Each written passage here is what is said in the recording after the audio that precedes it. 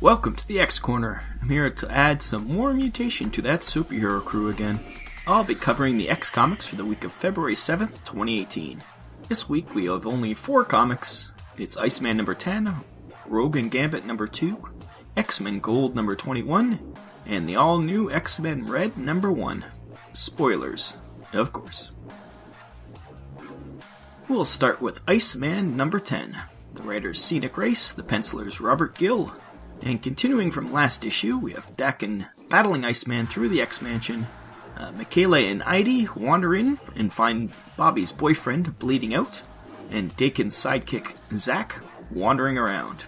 Heidi stays with Judah as Michaela chases down Zack. Michaela proves she doesn't need powers to defeat Zack and kicks the table at him, which disrupts his ability to control the Apocalypse Seed within Dakin, causing Dakin to Hulk out even more. Iceman retaliates by making 50 copies of himself, and the battle continues.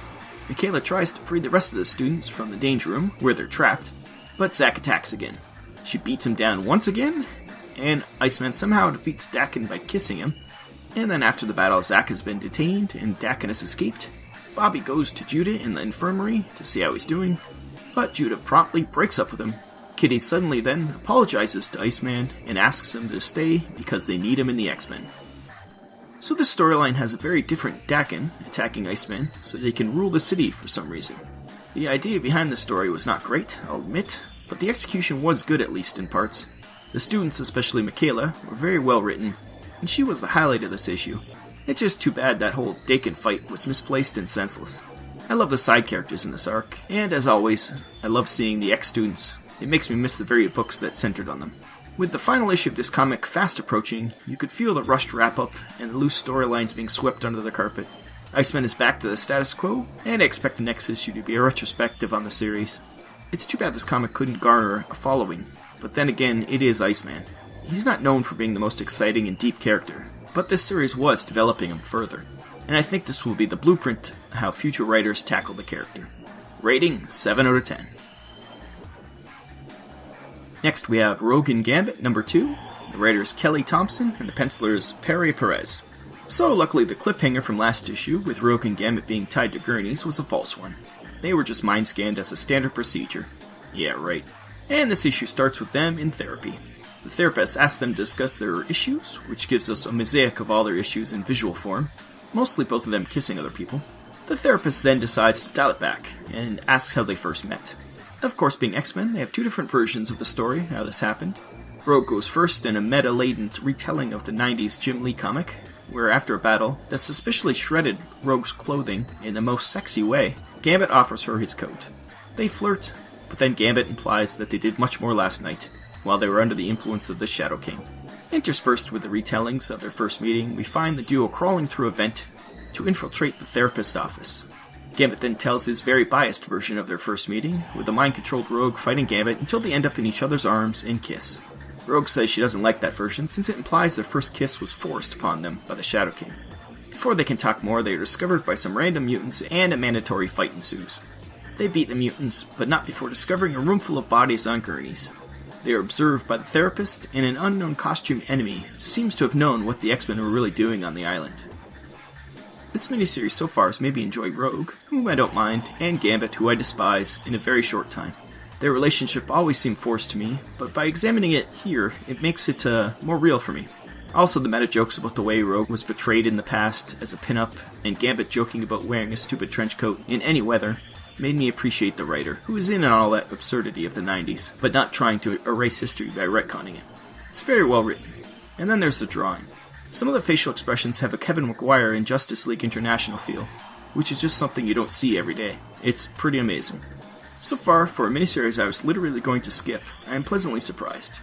Now, the villain of this piece looks like it was ripped right out of Rob Liefeld's sketchbook, so I'm a little leery about that, but I have faith that this writer can handle that in the same skill they handled Rogue and Gambit themselves. We shall see. I still hate Gambit speak, though. Reading all those dats and shares does my head in. Even with that, though, I give this one an 8 out of 10. Then we have XMen Gold 21. The writer is Mark Guggenheim, the penciler is Diego Bernard. In a new storyline called Brotherhood, we start with Mesmero and the new Pyro and Avalanche breaking out of prison. The boys are out for revenge on the mutant-hating Lydia and Nance, who manipulated them into fighting the X-Men, and that got them caught. Meanwhile, Old Man Logan leaves the X-Men in a way that explains what was going on in his own comic. He feels he's become the weakest link in the team with his healing factor failing, as seen in the Old Man Logan comic, so he heads out. Meanwhile, Rachel Grey is woken from her coma and has a new, much better costume. She tells her now boyfriend Nightcrawler that she feels better than she ever has before, but in a creepy way that is not at all reassuring. Kitty then hears about the new Brotherhood attacking Nance on an anti-mutant cruise, so she assembles a team.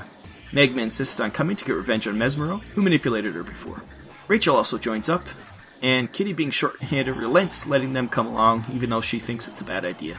The team, with Storm, Colossus, and Nightcrawler filling the rest of the ranks, get to the ship just in time to stop Avalanche from killing Nance. Fight, fight, fight. Hammer ignores Kitty and goes for Mesmero, which doesn't go well. Rachel then attacks him, but he says something's changed in her mind, and he's able to zap her. The rest of the team quickly fall, leaving Kitty captured by the baddies. Obviously, I love the Logan leaving scene, though unnecessary. It is exactly what I want from an X-Men comic. It explains where all the pieces are so that we could pretend this can all be happening. Also in this issue was the insane resurgence of editor's notes. One after another popped up with the quippy editor names just like back in the good old days, which is just another necessity for a good X-Men comic. Also, whenever a new mutant shows up in a comic, I'm all about it. Amara has been underutilized over the years, so hopefully she sticks around to get some character development. I'm not sure about the Rachel-Kurt romance, but we need new couplings for the X-Men to be a soap opera, so I'll reserve judgment. The art, while not bad, isn't up to the regular standard I expect from XMen Gold. Maybe I've just been spoiled lately. It really reminds me of DC style, especially Justice League, but maybe that's just because the Mesmero redesign looks a lot like Brainiac. Overall, a fine comic, but with XMen Gold setting the bar so high, I'm only going to give it a 6 out of 10. We'll see if it can drag itself back up to its previous heights. Lastly, we have XMen Red #1. The writer is Tom Taylor and the penciler is Mahmoud Asrar. So Jean's back. The adult one, not the kid one. And she has big plans. I guess being dead gives you perspective, because Jean wants the world to recognize mutants as a nation so that they can be protected under international law. She recruits the brightest minds around the globe, and even the Black Panther and Namor to back her.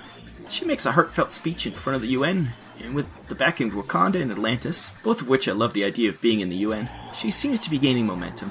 Outside, she's confronted by the ambassador for the UK, who says she'll back her too. But then she goes all exorcist and starts saying things like she cannot rise against the true power right before her frickin' head explodes. Everyone thinks Jean did it, and the UN guards open fire. Luckily, Namor is there to block the shots. Nightcrawler teleports them all out of there, and in the biggest comeback since Elvis, it turns out that Cassandra Nova is back somehow. She is the evil twin of Professor X. The last page is a classic, as Cassandra Nova says that she can get into people's heads and make them see red, as Jean, with blood on her face, stands with her team. It's a spine-tingling play on the comic's name. So now Namor, Laura Wolverine, and Gabby, and Nightcrawler, who happened to be there when the incident happened, are on the run with Jean, who was wanted for murdering an ambassador. Now that's how you do a first issue. The swerve in this comic was out of the blue, but what a ride. The comic did start off with a crazed mob trying to kill a young mutant girl, so we knew something was up, but I never suspected Cassandra Nova.